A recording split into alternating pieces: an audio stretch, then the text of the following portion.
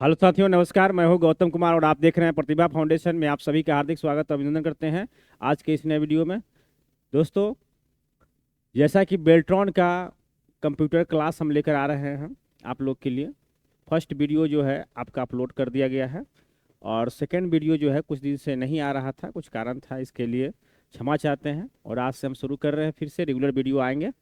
तो यहाँ आप लोग देख रहे हैं कि बिहार जो है बेल्ट्रॉन डाटा एंट्री ऑपरेटर 2024 का जो डाटा एंट्री ऑपरेटर का जो क्लास है, ठीक है, ये क्लास नंबर 2 है और ये चैप्टर वाइज थ्योरी सेक्शंस।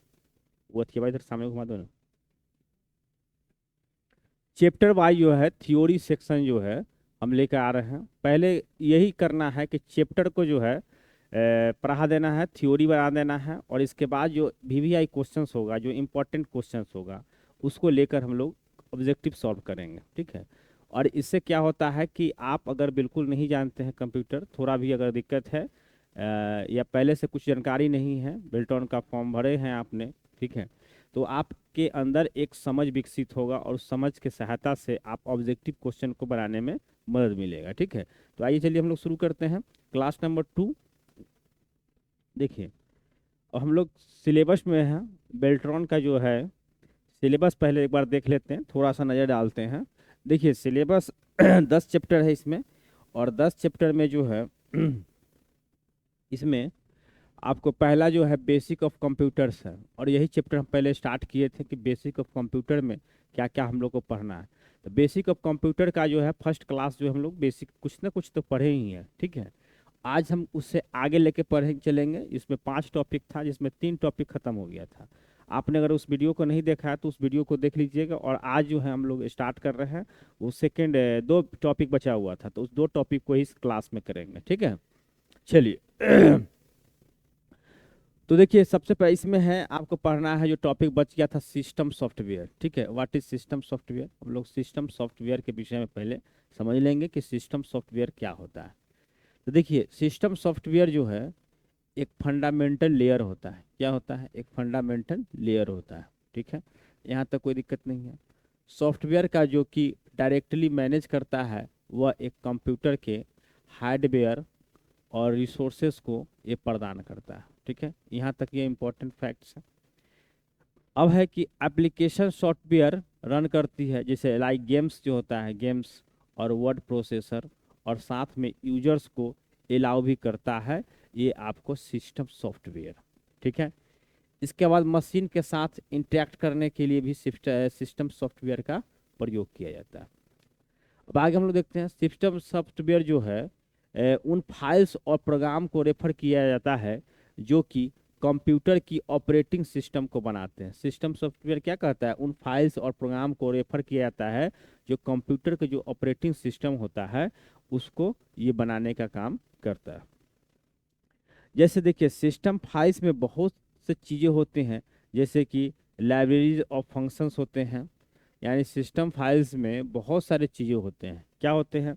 पहला नंबर है कि लाइब्रेरीज फंक्शंस, सिस्टम सर्विसेज, ठीक है। सिस्टम सर्विसेज होता है, ड्राइवर्स होता है प्रिंटर्स के लिए, एक दूसरे के हार्डवेयर सिस्टम प्रेफरेंस, साथ में एक दूसरे कॉन्फ़िगरेशन फाइल, कॉन्फ़िगरेशन जो होता है फाइल्स, वही अगर हम उन प्रोग्राम्स की बात करें जो कि सिस्टम सॉफ्टवेयर का हिस्सा होता है, तब उसमें असेंबल्स, देखिए यहाँ पर क्या है, assembles, compilers, file management tools, system utilities और डिबगर्स जो है प्रमुख होते हैं। ये सभी सिस्टम सॉफ्टवेयर के अंतर्गत आते हैं, ठीक है।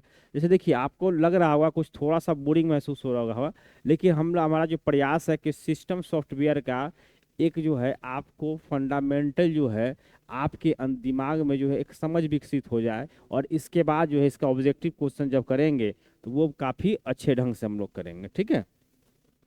देखिए सिस्टम सॉफ्टवेयर जो है कैसे काम करता है, यहाँ पर आपको फिगर दिख रहा होगा सिस्टम सॉफ्टवेयर, ठीक है। आगे देखते हैं। देखिए ये सिस्टम सॉफ्टवेयर तब आपके कंप्यूटर में इंस्टॉल हो जाता है। ये इंस्टॉल हो जाता है जब आप ऑपरेटिंग सिस्टम को इंस्टॉल करते हैं। जैसे ही हम लोग ऑपरेटिंग सिस्टम का इंस्टॉल करते हैं, वहीं से आपको सिस्टम सॉफ्टवेयर जो है ना काम करना शुरू कर देता है, ठीक है। आप चाहे तो सॉफ्टवेयर को अपडेट भी कर सकते हैं। क्या कर सकते हैं, जो सॉफ्टवेयर होता है उसको हम लोग क्या करते हैं, अपडेट भी कर सकते हैं। जैसे कि कंप्यूटर है, इसका भी जो होता है सिस्टम सॉफ्टवेयर को जो है हमेशा अपडेट मांगते रहता है, तो इसको हम हमेशा अपडेट करते रहते हैं, ठीक है। जिसके लिए आपको बस कुछ प्रोग्राम्स जैसे कि विंडोज़ अपडेट, विंडोज़ के लिए, या software update Mac OS X के लिए रन करना होगा, ठीक है। यही काम होता है अपडेट करने के लिए, ठीक है। अब होता है कि एक बात समझ लीजिए कि एप्लीकेशन प्रोग्राम की तरह, लेकिन एप्लीकेशन जो प्रोग्राम होता है ना, उसी की तरह आपको सिस्टम सॉफ्टवेयर होता है, ठीक है। अब देखिए, लेकिन सिस्टम सॉफ्टवेयर को इंड यूजर रन नहीं कर सकता है। सिस्टम सॉफ्टवेयर क्या खासियत है कि ये इसका जो इंड यूजर जो है इसको रन नहीं कर सकता है। जैसे उदाहरण के लिए, आप भले ही पूरे दिन भर केवल वेब ब्राउजर का इस्तेमाल कर रहे हो, आपने कंप्यूटर में ऐसे अपने कभी भी असेंबलर प्रोग्राम का इस्तेमाल नहीं किया होगा। चलिए हम लोग आगे देखते हैं। अब देखते हैं कि सिस्टम सॉफ्टवेयर कार्य कैसे करता है, ठीक है। सिस्टम सॉफ्टवेयर का क्या क्या कार्य है, ठीक है। तो देखिए, वैसे तो सिस्टम सॉफ्टवेयर के बहुत से फीचर्स होते हैं। सिस्टम सॉफ्टवेयर क्या होते हैं, बहुत सारे फीचर्स होते हैं। वही चलिए हम नीचे उनके कुछ महत्वपूर्ण फीचर्स के विषय में जानेंगे। देखिए, सिस्टम सॉफ्टवेयर का बहुत सारे फीचर्स होते हैं, लेकिन उसके जो महत्वपूर्ण फीचर्स है हम लोग उसके बात करेंगे, ठीक है।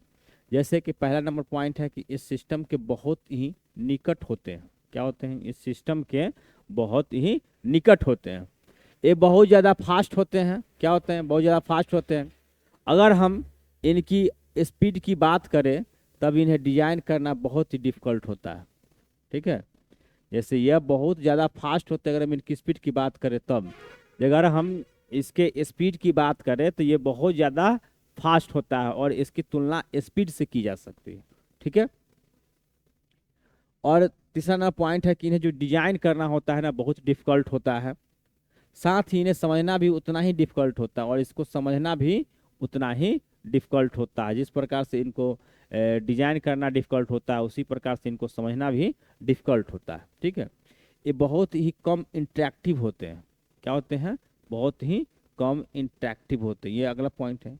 इनकी साइज जो है बहुत ही छोटी होती है। क्या होता है, इनका साइज, सिस्टम सॉफ्टवेयर का साइज जो है बहुत ही छोटा होता है। इन्हें मैनिपुलेट करना भी बहुत ही डिफिकल्ट होता है, ठीक है। इन्हें क्या करना, मैनिपुलेट जो भी करना होता है, ये भी बहुत ही डिफिकल्ट होता है। अक्सर इनके प्रोग्राम्स को लो लेवल लैंग्वेज में लिखा गया होता है। इसके सिस्टम सॉफ्टवेयर के जो प्रोग्राम होते हैं उनको किस लैंग्वेज में लिखा जाता है, लो लैंग्वेज में लिखा जाता है। ये तो ये हुआ आपको सिस्टम सॉफ्टवेयर के कार्य। अब सिस्टम सॉफ्टवेयर के प्रकार को हम लोग देखते हैं।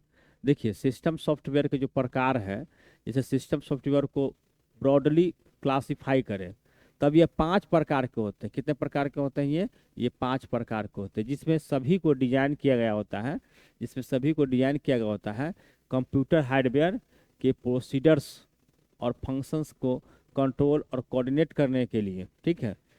कंप्यूटर जो हार्डवेयर होता है उसके जो है प्रोसीडर्स को और फंक्शंस को, कंट्रोल को और कोऑर्डिनेट करने के लिए, साथ ही फंक्शनल इंटरनेक्शनल को भी इनेबल करते हैं। इस प्रकार से सिस्टम सॉफ्टवेयर का काम होता है। हार्डवेयर सॉफ्टवेयर यूजर के बीच, देखिए हार्डवेयर और सॉफ्टवेयर यूजर के बीच सिस्टम सॉफ्टवेयर एक मिडिलमैन का काम करता है। सिस्टम सॉफ्टवेयर क्या करता है कि आपको हार्डवेयर और सॉफ्टवेयर के बीच का जो मिडिलमैन का काम करता है, ठीक है। जिससे कि इस बात को इंश्योर करे कि सॉफ्टवेयर और हार्डवेयर के बीच जो है का कम्युनिकेशन हमेशा सही रहे, ठीक है। और यूजर के साथ हारमोनियस को एक्सिस्टेंसी को अलाउ करें, ठीक है। आगे हम लोग बढ़ते हैं। देखिए सिस्टम सॉफ्टवेयर, देखिए यहाँ पर सिस्टम सॉफ्टवेयर, देखिए यहाँ डिवाइस ड्राइव्स इसके पार्ट्स हो गए। इसके बाद इसका operating system, types of system software, ठीक है।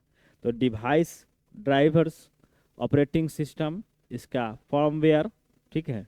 इसके बाद ट्रांसलेटर, इसका यूटिलिटीज, ठीक है। ये सभी जो है सिस्टम सॉफ्टवेयर का टाइप्स हो गए, ठीक है।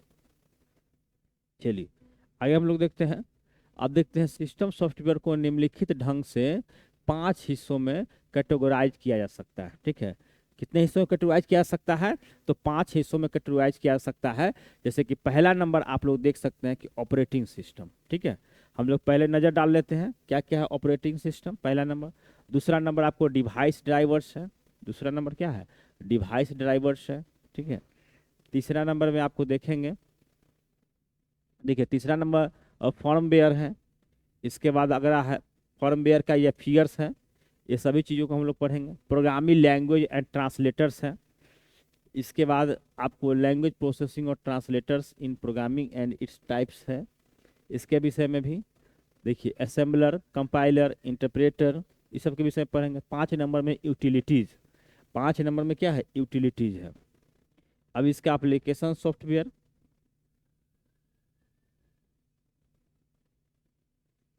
चलिए तो हम लोग बैक करते हैं, फिर से देखते हैं यहाँ पर। देखिए पहला नंबर में हम लोग को आएगा, देखिए ऑपरेटिंग सिस्टम। देखिए ऑपरेटिंग सिस्टम को क्या कहते हैं? ओएस है। देखिए तो ऑपरेटिंग सिस्टम किसका भाग है? ये आपको सिस्टम सॉफ्टवेयर का भाग है। ठीक है, सिस्टम सॉफ्टवेयर का भाग है। तो ऑपरेटिंग सिस्टम के बारे में हम लोग जानते हैं। देखिए ऑपरेटिंग सिस्टम एक प्रकार का सिस्टम सॉफ्टवेयर कर्नल होता है जो कि कंप्यूटर हार्डवेयर और इंड यूजर के बीच एक कड़ी का काम करता है। क्या करता है? देखिए ऑपरेटिंग सिस्टम जो होता है, सिस्टम सॉफ्टवेयर जो कर्नल होता है और कंप्यूटर हार्डवेयर और इंड यूजर के बीच एक माध्यम बनता है और इंटैक्ट करने के लिए इसका प्रयोग किया जाता है, ये ऑपरेटिंग सिस्टम। इसके बाद है पॉइंट नंबर 2 कि इससे पहले कंप्यूटर में इंस्टॉल किया जाता है। इससे पहले क्या कहता है? कंप्यूटर को सिस्टम में इंस्टॉल किया जाता है जिससे कि ये डिवाइसेस एप्लीकेशन आइडेंटिफाई होने में अलाउ करे और उसके बाद उन्हें फंक्शनल बनाए। ये होता है ऑपरेटिंग सिस्टम का काम। अब होता है कि सिस्टम सॉफ्टवेयर को पहला लेयर का सॉफ्टवेयर होता है, जिसे सिस्टम सॉफ्टवेयर का जो पहला लेयर का जो सिस्टम होता है वो आपको ओएस ही होता है, यानी ऑपरेटिंग सिस्टम ही होता है, जिससे कि मेमोरी में लोड किया जाता है। जिसे क्या कहता है? मेमोरी में लोड किया जाता है। और जब भी कंप्यूटर को पावर्ड मतलब अप किया जाता है, जैसे एग्जांपल है आपको माइक्रोसॉफ्ट विंडोज, लिनक्स और मैक ओएस।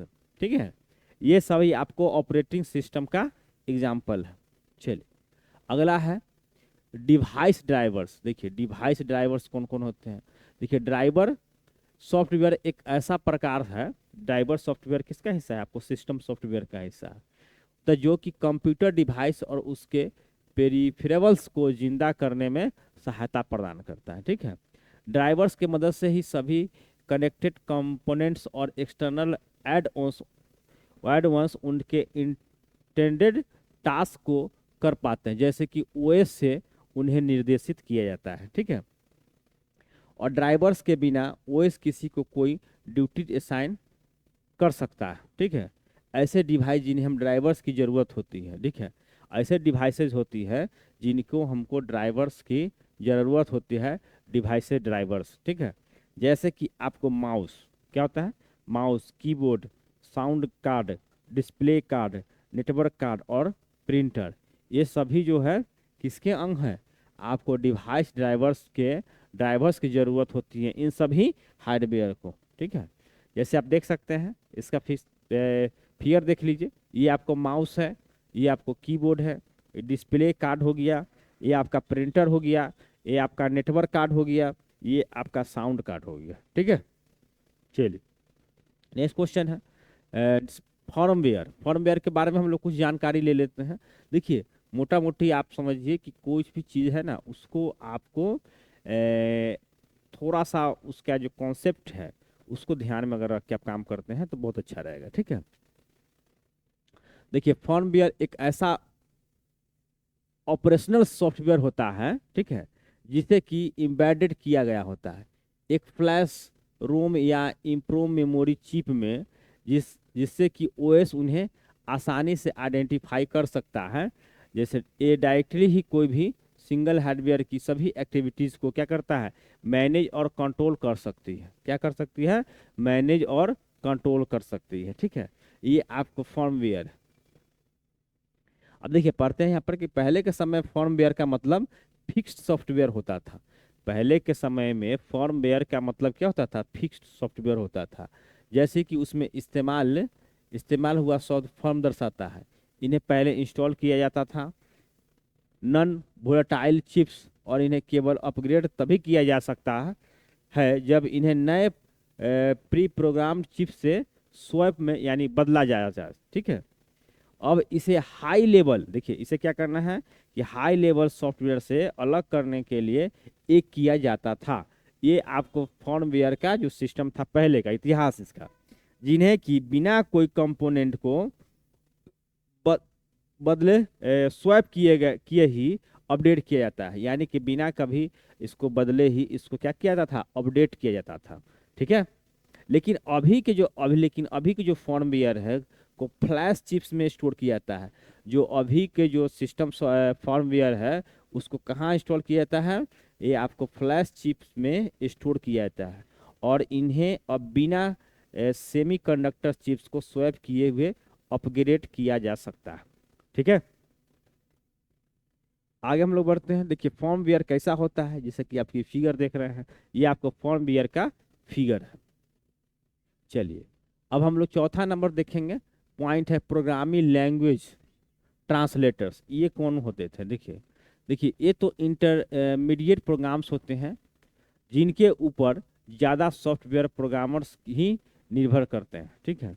इसके बाद है कि हाई लेवल लैंग्वेज वाले सोर्स कोड को मशीन लैंग्वेज कोड में ट्रांसलेट करने के लिए आपको प्रोग्रामिंग लैंग्वेज ट्रांसलेटर का प्रयोग किया जाता है। ठीक है। और इसमें हाई लेवल लैंग्वेज उन्हें कहा जाता है, देखिए हाई लेवल लैंग्वेज उन्हें कहा जाता है जो कि एक कलेक्शन होते हैं। हाई लेवल लैंग्वेज क्या होते हैं, कलेक्शन होते हैं जो प्रोग्रामिंग लैंग्वेज की ओर जिन्हें इंसानों द्वारा आसानी से समझा जा सकता है। ठीक है। जिसको हाई लेवल लैंग्वेज की श्रेणी में डाल लाते हैं हम लोग। ठीक है। और कोड भी किया जा सकता है, जैसे कि अब देखिए कौन सा किया था, जैसे जावा कंप्यूटर की भाषा है, जावा, C++, पाइथन, PHP बेसिक। वही जो है मशीन लैंग्वेज एक प्रकार का कॉम्प्लेक्स कोड होता है। क्या होता है, जो मशीन लैंग्वेज जो होता है एक प्रकार का क्या होता है, कॉम्प्लेक्स कोड होता है, जिन्हें कि केवल प्रोसेसर ही समझ सकते हैं। कौन समझ सकता है, जिन्हें केवल प्रोसेसर ही समझ सकता है। इन कोड्स को मशीन लैंग्वेज में कन्वर्ट किया जाता है। ठीक है। जिससे कि कंप्यूटर इस आसानी से समझे और एकॉर्डिंगली कार्य करे, यानी उसके अनुसार कार्य कर सके। ठीक है। ऑपरेशन को लैंग्वेज प्रोसेसर के द्वारा किया जाता है और कहीं भी इसके 3 कंपोनेंट्स होते हैं। ठीक है।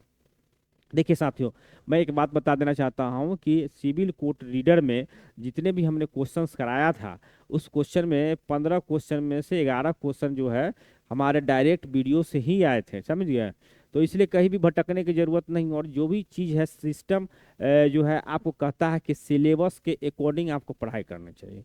सिलेबस के अकॉर्डिंग जब आप उसके टॉपिक्स को जानकारी पहले रख लीजिए, कुछ कॉन्सेप्ट बना लीजिए और उससे रिलेटेड जो है आपको करना क्या है, क्वेश्चन सॉल्व करना है। जैसे ही आप क्वेश्चन सॉल्व करेंगे, ठीक है, तो आपको क्या होगा, इससे आपको एक बेसिक कॉन्सेप्ट बन जाएगा। और बेसिक कॉन्सेप्ट के बाद आप क्वेश्चन जब डील करेंगे तो आपको आसानी से क्वेश्चन को बना सकते हैं। ठीक है। और क्वेश्चन याद भी हो जाएगा आपको। ठीक है। तो चलिए हम लोग आगे बढ़ते हैं। मेरा मकसद सिर्फ आपको एक बेसिक कॉन्सेप्ट बना देना है। चलिए अब देखिए यहाँ पर हम लोग देखते हैं लॉन्ग लैंग्वेज प्रोसेसर या translators in programming and its types. क्या टाइप्स है, देखिए ट्रांसलेटर्स का असेंबलर है, कंपाइलर है और इंटरप्रेटर है। ठीक है। असेंबलर ACI लिखिए, याद रखिएगा ACI। देखिए असेंबलर, कंपाइलर और इंटरप्रेटर, ये ट्रांसलेटर का 3 टाइप्स है। चलिए असेंबलर, देखिए इस लैंग्वेज प्रोसेसर का इस्तेमाल असेंबली लैंग्वेज को मशीन लेवल लैंग्वेज में कन्वर्ट करने के लिए होता है। देखिए असेंबलर का प्रयोग क्या होता है, असेंबलर का जो प्रयोग होता है, ये लैंग्वेज प्रोसेसर का इस्तेमाल, ये लैंग्वेज प्रोसेसर है। ठीक है। तो इसका जो इस्तेमाल होता है मशीन लेवल लैंग्वेज को कन्वर्ट करने के लिए होता है। असेंबली लैंग्वेज को, असेंबलर का प्रयोग असेंबली लैंग्वेज को आपको मशीन लेवल लैंग्वेज में बदलने के लिए इसका प्रयोग किया जाता है। ठीक है। अब इसका दूसरा अंग देखते हैं, कंपाइलर।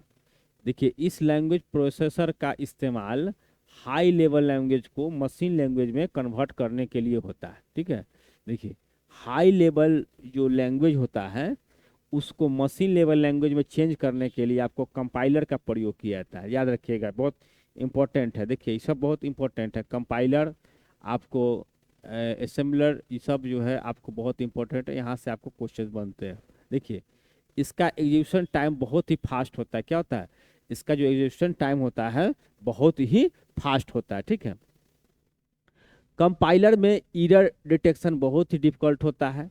प्रोग्रामिंग लैंग्वेज जैसे कि C plus plus, Scala compiler का इस्तेमाल करते हैं। ठीक है, अब है तीसरा नंबर पॉइंट है आपको इंटरप्रेटर। इंटरप्रेटर, देखिए इस लैंग्वेज प्रोसेसर का इस्तेमाल, ठीक है, इस्तेमाल हाई लेवल लैंग्वेज को मशीन लेवल लैंग्वेज में कन्वर्ट करने के लिए किया जाता है। ठीक है, देखिए कंपाइलर और इंटरप्रेटर का हाई लेवल लैंग्वेज को मशीन लेवल लैंग्वेज में कन्वर्ट करने के लिए प्रयोग किया जाता है, कंपाइलर और इंटरप्रेटर का। ठीक है, ठीक है।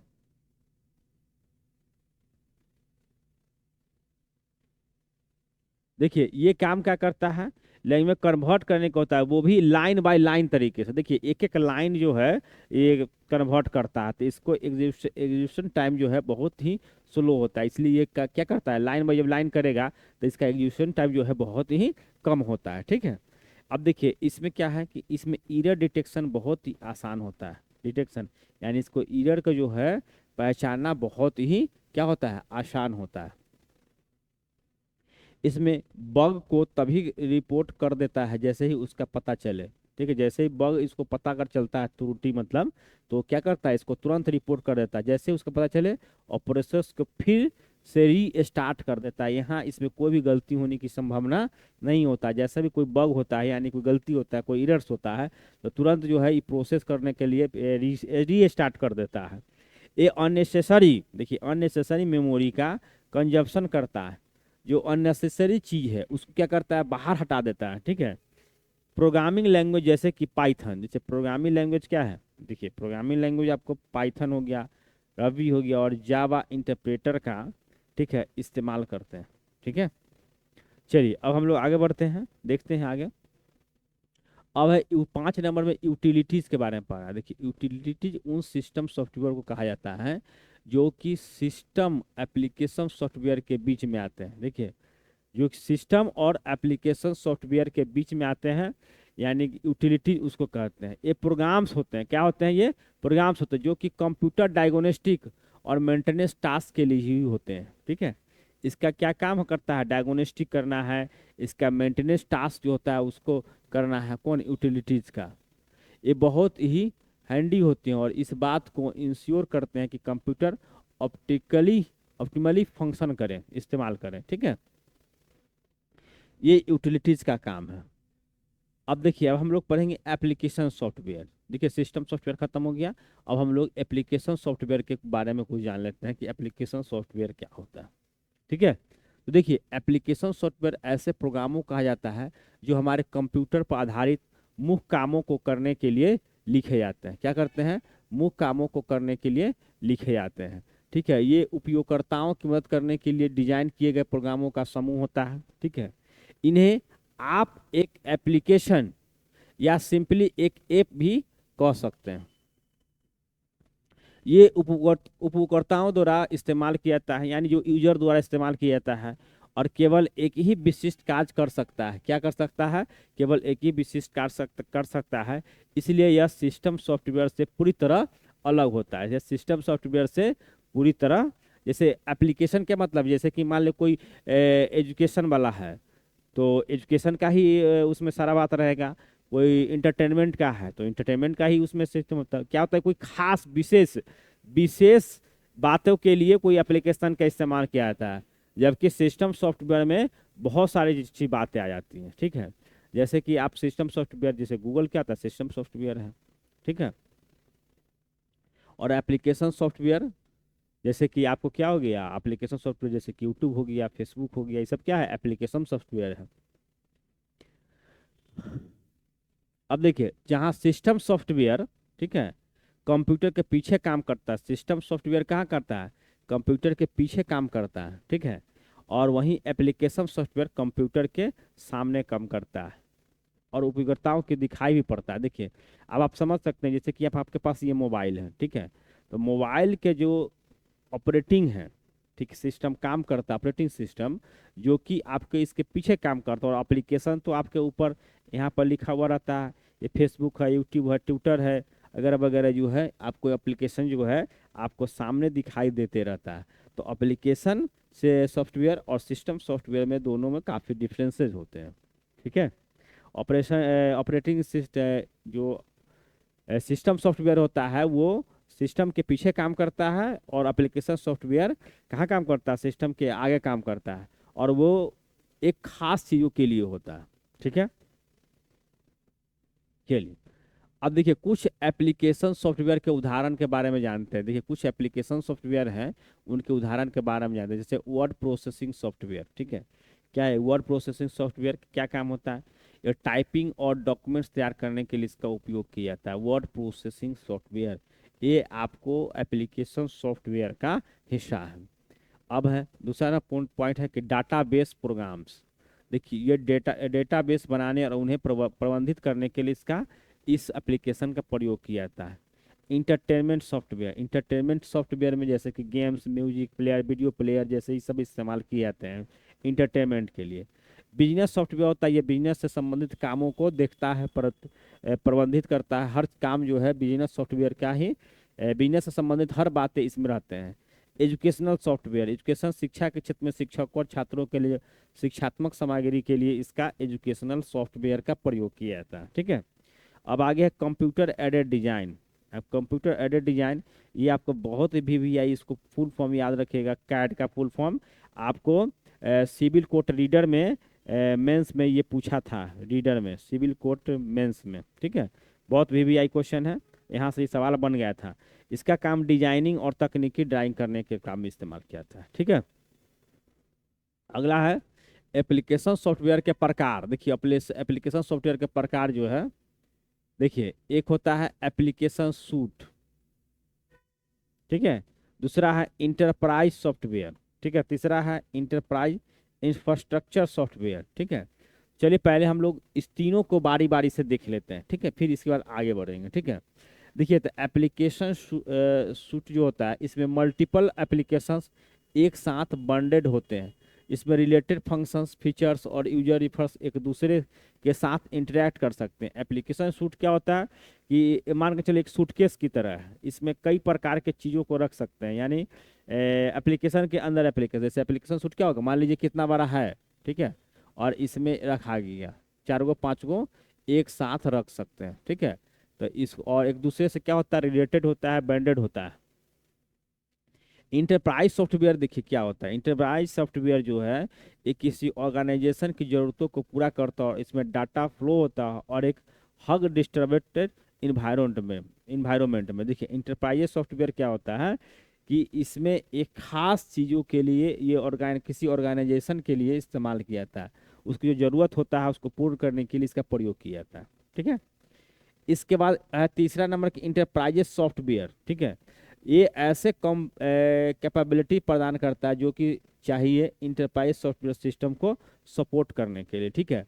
देखिए मेरे साथियों, ये बेल्ट्रॉन के लिए डाटा एंट्री ऑपरेटर का जो है एग्ज़ाम जो है आपको 2 महीने के बाद ही होगा, यानी कि मई के बाद, मई जो है मई जून, जैसे अभी सॉरी अप्रैल और मई, अप्रैल चल रहा है, अप्रैल मई के बाद इलेक्शन के बाद ही एग्ज़ाम होगा। तो मात्र आपके पास 2 महीना बचा हुआ है। 2 महीना में आप अच्छे तैयारी कर लीजिए।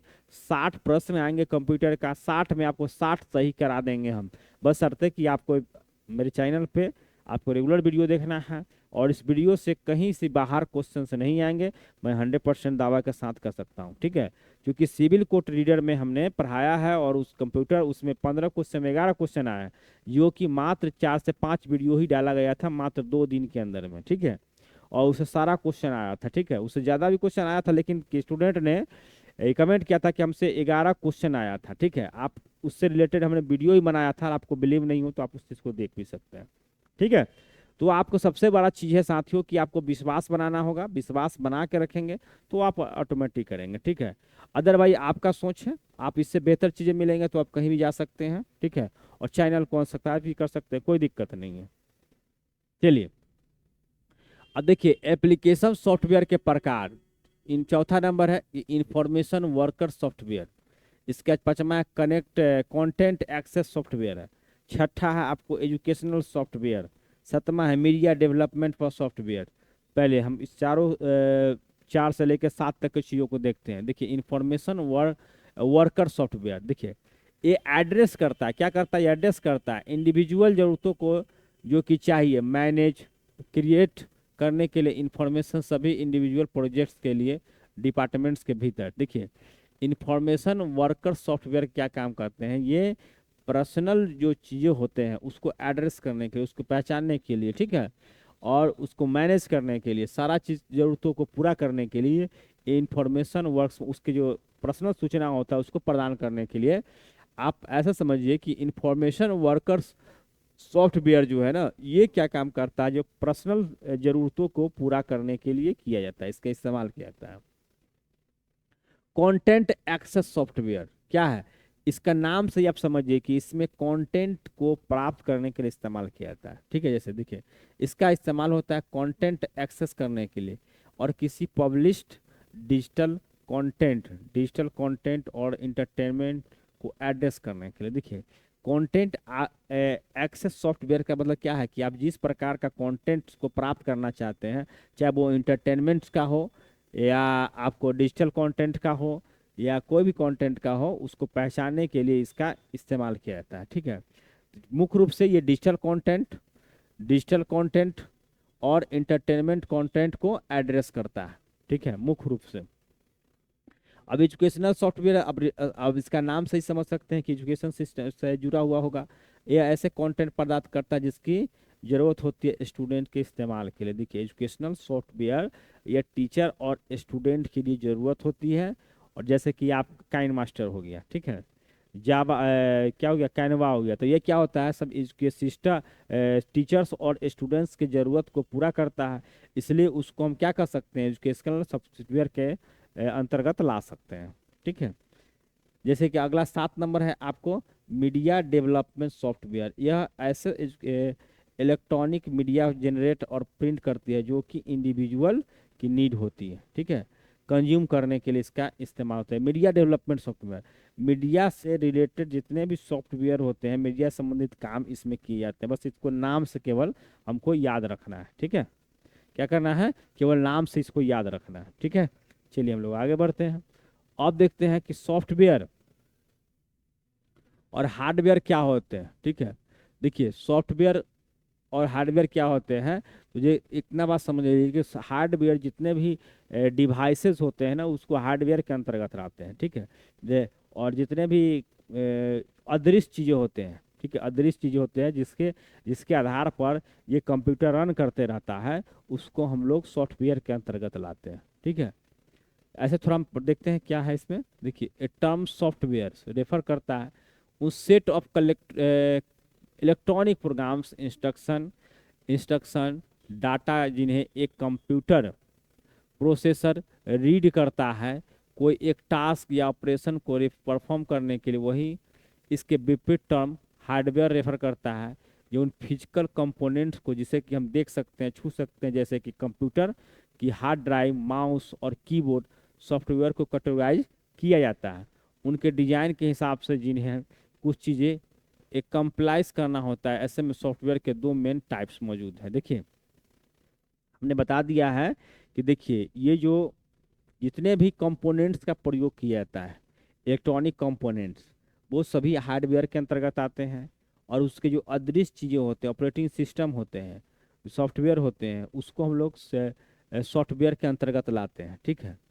अदृश्य चीज़ें होते हैं जो कि उसके आधार पर पूरा फंक्शन काम करता है, ठीक है। अब देखिए सॉफ्टवेयर के 2 टाइप्स होते हैं, क्या क्या होते हैं, देखिए सिस्टम सॉफ्टवेयर और एप्लीकेशन सॉफ्टवेयर। सिस्टम सॉफ्टवेयर और एप्लीकेशन सॉफ्टवेयर के बारे में हम लोग पीछे भी पढ़ चुके हैं, ठीक है। अब देखिए म्यूटेशन एप्लीकेशन क्या है, क्या है। अब हम लोग को देखना है कि म्यूटेशन एप्लीकेशन क्या है। देखिए म्यूटेशन एप्लीकेशन उन एप्लीकेशन को कहा जाता है जिनका इस्तेमाल होता है टाइटल ऑनरशिप को चेंज करने के लिए। एक पर्सन से दूसरे तक जो कोई प्रॉपर्टी को सोल्ड या ट्रांसफर किया जाता है, किसी प्रॉपर्टी को म्यूटेटिंग करने का मतलब होता है कि वो नया ऑनर अपने नाम उस जमीन या जायदाद को कर लेता है, किसी लैंड रेवेन्यू डिपार्टमेंट में जाकर, और गवर्नमेंट भी उससे प्रॉपर्टी टैक्स चार्ज कर सके। इन सभी डॉक्यूमेंटेशन प्रोसीजर को, ठीक है, पहले मैनुअली किया जाता था, वहीं अभी इसका म्यूटेशन एप्लीकेशन का इस्तेमाल किया जाता है। देखिए म्यूटेशन एप्लीकेशन क्या है। देखिए अब इसको ठेठ हिंदी में आप समझ लीजिए कि जैसे पहले के जो जितने भी जमीन वगैरह थे वो सभी आपको खाता बही पर लिखा जाता था, उसका जो डिटेल्स ऑनरशिप का, ठीक है। और आज का डेट में म्यूटेशन सॉफ्टवेयर के इस्तेमाल कर रहा है गवर्नमेंट, और करके जितने भी ज़मीन से जुड़ी हुई डाटा है सभी को आपको इस एप्लीकेशन पर अपलोड कर दिया गया है, ठीक है।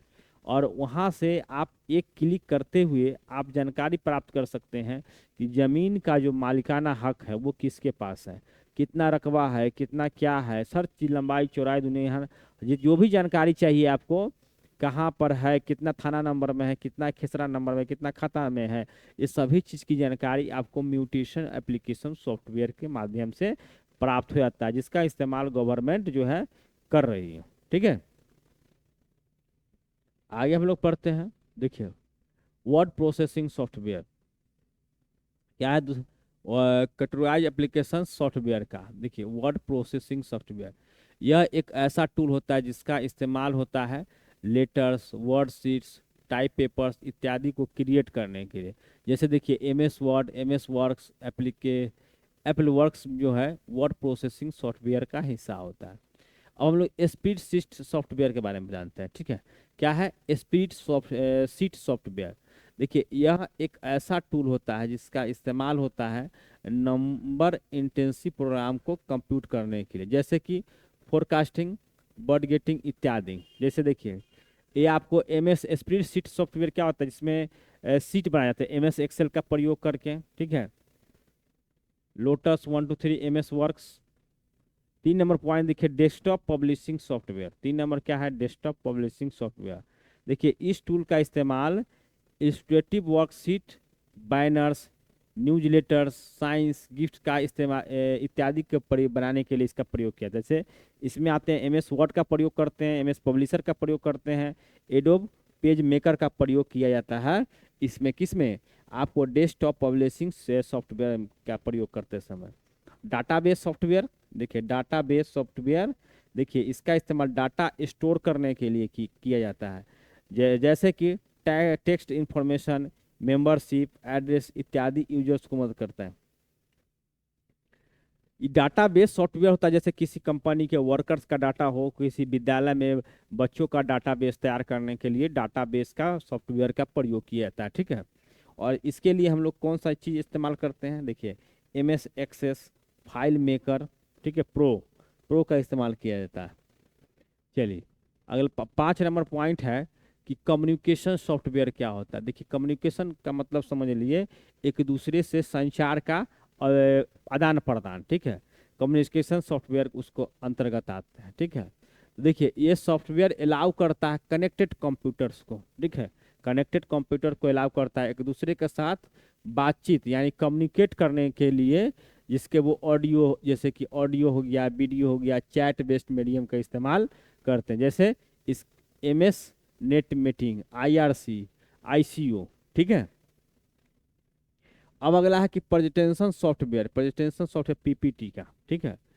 इसका इस्तेमाल मल्टीमीडिया स्टैक्स, कार्ड्स, स्क्रीन्स बनाने के लिए इस्तेमाल किया जाता है, जैसे इसमें MS power point, hyper studio, flash, flash, super card, hyper card, इस सब का इस्तेमाल किया जाता है प्रेजेंटेशन सॉफ्टवेयर PPT बनाने के लिए, ठीक है। जैसे कि आप यहाँ पर देख सकते हैं कि आपकी जो बना कर इस्तेमाल प्रयोग किया जा रहा है PPT सिस्टम के अंतर्गत ही इसको बनाया गया है, ठीक है। अब है इंटरनेट ब्राउजर, ठीक है। इस टूल के इस्तेमाल से कोई यूजर वेब में सर्फ करता है अपने ईमेल से रीड कर सकता है और साथ में वेब पेज भी क्रिएट कर सकता है, जैसे Netscape, navigator, MS internet explorer, ये सब आपको क्या है, इंटरनेट ब्राउजर्स के अंतर्गत आते हैं। ठीक है, अब आपको होता है ईमेल प्रोग्राम्स। देखिए, इन सॉफ्टवेयर का इस्तेमाल मुख्य रूप से ईमेल्स को सेंड और रिसीव करने के लिए किया जाता है। ये ईमेल प्रोग्राम्स हैं, ठीक है, जैसे कि MS आउटलुक, ठीक है, नेट एस्केप मैसेंजर, एडूडोरा, ठीक है, यूडोरा है, ADL ब्राउज़र है। जैसे जैसे टेक्नोलॉजी और यूजर्स की तादाद इन्वॉल्व हो रहे हैं, ऐसे में एप्लीकेशन सॉफ्टवेयर भी बदलते रहते हैं। ठीक है, और उनमें बेहतर मॉडिफिकेशन भी लाया जाता है, जिससे कि रियल वर्ल्ड प्रॉब्लम्स को सॉल्व कर सके। ठीक है, तो ये हुआ आपको 8 टाइप्स आपको कैटेगराइज ऑफ एप्लीकेशन सॉफ्टवेयर का। अब हम लोग कुछ सिस्टम सॉफ्टवेयर और एप्लीकेशन सॉफ्टवेयर के बीच कुछ डिफरेंसेज है, उसको हम लोग देख लेते हैं। ठीक है, देखिए, सिस्टम सॉफ्टवेयर का इस्तेमाल कंप्यूटर हार्डवेयर को ऑपरेट करने के लिए किया जाता है। देखिए, सिस्टम सॉफ्टवेयर का जो प्रयोग होता है वो कंप्यूटर हार्डवेयर सिस्टम का कंट्रोल करने के लिए, ऑपरेट करने के लिए इसका प्रयोग किया जाता है। वही एप्लीकेशन सॉफ्टवेयर का इस्तेमाल यूजर्स के द्वारा स्पेसिफिक टास्क को करने के, यानी कोई खास चीज़ को ऑपरेट करने के लिए किया जाता है। ठीक है, देखिए, जितने भी हार्डवेयर होते हैं सिस्टम सॉफ्टवेयर के माध्यम से ही चलते हैं, लेकिन एप्लीकेशन सॉफ्टवेयर क्या होता है, एक विशेष प्रकार के खास टास्क को ऑपरेट करने के लिए किया जाता है। ठीक है, सिस्टम सॉफ्टवेयर को कंप्यूटर में तब इंस्टॉल किया जाता है जब ऑपरेटिंग सिस्टम को इंस्टॉल किया जा रहा हो। ठीक है, सिस्टम सॉफ्टवेयर को कंप्यूटर में तब इंस्टॉल किया जाता है जब ऑपरेटिंग सिस्टम को इंस्टॉल किया जाता है। ठीक है, लेकिन एप्लीकेशन सॉफ्टवेयर को इंस्टॉल यूजर्स के रिक्वायरमेंट के अनुसार किया जाता है। जैसे कि आपको जो एप्लीकेशन की ज़रूरत होता है उसको आप मोबाइल में क्या करते हैं, डाउनलोड कर लेते हैं, लेकिन आप जब मोबाइल खरीदते हैं तो उससे पहले से ही आपको सिस्टम सॉफ्टवेयर उसमें काम करते रहता है। ठीक है, यही चीज़ अंतर है। ठीक है, थोड़ा फैन स्टार्ट कर दो, क्या खत्म ही हो गया। 3 नंबर देखिए, ये जनरल बात करें तो यूजर इन सिस्टम सॉफ्टवेयर के साथ इंटरेक्ट नहीं करते हैं, क्योंकि वो हमेशा बैकग्राउंड में ही काम करते हैं। ठीक है, और जनरल में यूजर्स इंटरनेट करते हैं एप्लीकेशन सॉफ्टवेयर के साथ। ठीक है, 4 नंबर जो पॉइंट है आपका कि सिस्टम सॉफ्टवेयर इंडिपेंडेंटली रन कर सकते हैं। क्या कर सकते हैं, सिस्टम सॉफ्टवेयर आज़ादी, मतलब पूरा फ्रीडम होता है उसके साथ, और साथ में एक प्लेटफॉर्म प्रदान करता है। साथ में क्या करता है, एक प्लेटफॉर्म प्रदान करता है। जैसे एप्लीकेशन सॉफ्टवेयर को रन करने के लिए, जैसे एप्लीकेशन सॉफ्टवेयर होता है उसको रन करने के लिए ये आपको एक सिस्टम प्रोवाइड कराता है। वहीं एप्लीकेशन सॉफ्टवेयर जो है इंटेबली स्वतंत्र रूप से रन नहीं कर सकता है। इन्हें रन करने के लिए सिस्टम सॉफ्टवेयर की ज़रूरत होती है। आप समझिए ना कि सिस्टम सॉफ्टवेयर जो है आपको एक बहुत बड़ा क्षेत्र है और उसके अंतर्गत एप्लीकेशन सॉफ्टवेयर आते हैं। ठीक है, अब है अगला के सिस्टम सॉफ्टवेयर के कुछ उदाहरण है, जैसे कंपाइलर, असेंबलर, डिबगर, ड्राइवर इत्यादि। और एप्लीकेशन सॉफ्टवेयर कुछ उदाहरण है, जैसे वर्ड प्रोसेसर। ठीक है, क्या है, word processor, web browser, media player इत्यादि। ठीक है, तो साथियों, आज के इस वीडियो में बेल्ट्रॉन के लिए आपको बेसिक कंप्यूटर से चैप्टर से ये वीडियो नंबर 2 था, जो आपको बेसिक कॉन्सेप्ट समझ बनाने के लिए आपको बहुत ही बेहतरीन चीज़ था। ठीक है, और ये इसमें 2 टॉपिक को हमने क्लियर किया है, आपको एप्लीकेशन सॉफ्टवेयर और सिस्टम सॉफ्टवेयर को। यही 2 टॉपिक बचा हुआ था, इसलिए हमने इसको यहाँ पर क्लियर कर, कुछ जो जरूरी बातें था उसको कर दिए।